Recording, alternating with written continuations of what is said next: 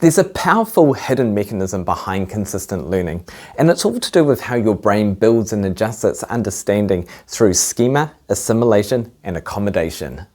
If you think of your brain as a super efficient filing cabinet or containing a set of mental blueprints, these mental blueprints are your schema.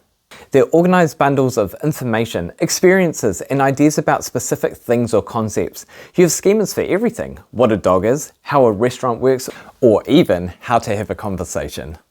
The schemas can represent both declarative knowledge and procedural knowledge, that is, facts and information or specific knowledge about how we do something. Let's use an example. You'll probably have a schema for tennis that includes things such as the racket, the ball, the net, even the scoring system, as well as techniques such as the forehand and backhand. Now imagine you decide to learn how to play table tennis. And table tennis seems similar at first, right? Use a small racket, there's balls, a net, and even similar shots such as the forehand and the backhand. You're using your existing tennis schema to be able to understand the new aspects of this, and this learning is called assimilation. And assimilation is where you take new information and experiences and fit them neatly into your existing schemas, such as that table tennis forehand and thinking this is just a smaller version of a tennis forehand. You're understanding the new thing by using that existing blueprint. And this happens all the time, recognizing a new dog type because you have a dog schema. Assimilation. Being able to use a new app effortlessly because it has a similar menu structure to the ones that you've used before. Assimilation. It feels easy because the new information fits. But what happens when the new information doesn't fit? When you realize that the technique for table tennis is fundamentally different to tennis. The grip, the stroke, the spin are all unique. This is where your existing tennis schema doesn't quite fit or work for the new information that's coming in. And this is where we require accommodation.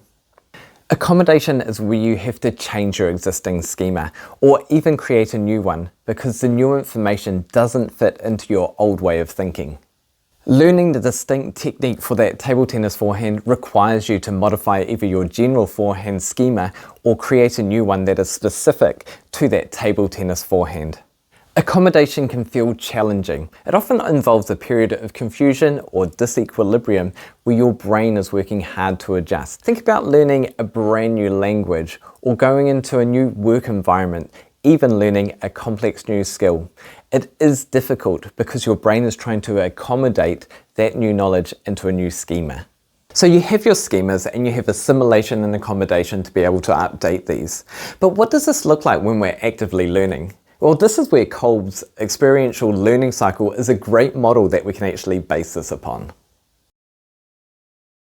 Now, Kolb suggested that learning is a cycle that begins with a concrete experience, the doing something. If we consider our table tennis analogy, this would be where we actively engage into a game, and we'll note the inherent challenges with the knowledge that we currently hold versus that which we are looking to learn. And then we move to reflective observation, thinking about that experience. This is a key point where we engage with our schemas. How does the experience compare to what we expected? Does it fit with what we already know? Essentially, we're challenging our assumptions or preconceived ideas. Next is abstract conceptualization, making sense of the reflection. This is where the heavy lifting of assimilation and accommodation happens. We form new understandings, adjust our concepts, and update those schemas based on the experience and our reflection. If we refer back to our table tennis forehand technique, we might then understand that we need to change the angle and the direction of the racket to better match the intention of the shot that we're looking to execute. Finally, active experimentation, trying out the new understanding. This new experience then feeds back into the cycle, leading to further reflection and schema development. And going back to table tennis, we're going to find that we can implement new techniques and approaches that are better suited to the nuance required. And see how the cycle of experience and reflection drives assimilation and accommodation. New experiences are the fuel, reflection is the processing plant, and schema adjustment is the outcome that allows us to learn and adapt. Pioneers such as Bartlett, Piaget, and Kolb gave us these foundational ideas about how we build knowledge. And why does this matter to you? Well, unlike children, we have deeply ingrained schema, and these can be a huge asset, but they can also be a barrier, particularly when you don't make the changes needed or required. Being aware of schemas helps to understand why some things are easy to grasp whereas other things seem to require more effort. And being confused isn't a sign that you're not capable, but it's a sign that your brain is working very hard to accommodate something that is truly new. So how can you use this in your own learning journey? Well, here's a few practical tips. Before diving into something new, take a moment to consider what you already know about the topic. What are your existing mental blueprints, and what might they mean for that learning journey ahead? Don't just passively consume information. When you have a new experience or a learning session, pause and reflect. What was it about the expectations that you had in this? Was there anything that was different or challenging, which signals the need for accommodation? When you encounter information that challenges your existing understanding, don't get discouraged or dismiss it too quickly.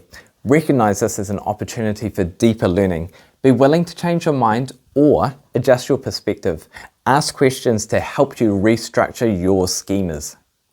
The more varied your experiences, the richer and more flexible your schemas will become. Actively test out this new knowledge to see how it exists and how it works in the real world. Understanding schema, assimilation, accommodation, and that learning cycle empowers you to learn more effectively. It's not just about how the information goes in, it's about you being active and being able to refine and build your understanding. And finally, what are you learning right now where you can apply these ideas? Comment below and let me know how you are going in your learning journey. Thanks for watching, and we look forward to seeing you here again.